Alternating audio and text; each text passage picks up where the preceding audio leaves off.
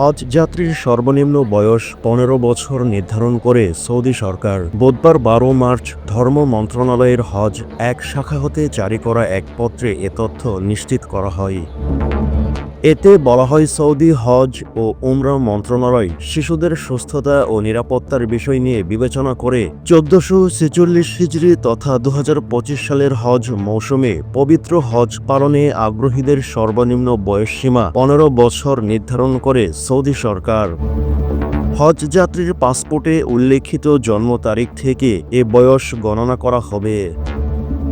এছাড়াও শিশু হজযাত্রী এবং প্রযোজ্য ক্ষেত্রে শিশু যাত্রীসহ সঙ্গে গমনকারী অভিভাবক যাত্রীর পরিবর্তে প্রাক নিবন্ধিত হজযাত্রী প্রতিস্থাপন করা যাবে। এবছরে হজে সরকারি ও বেসরকারি উভয় মাধ্যমে নিবন্ধিত হজযাত্রীদের ক্ষেত্রে এটি প্রযোজ্য হবে।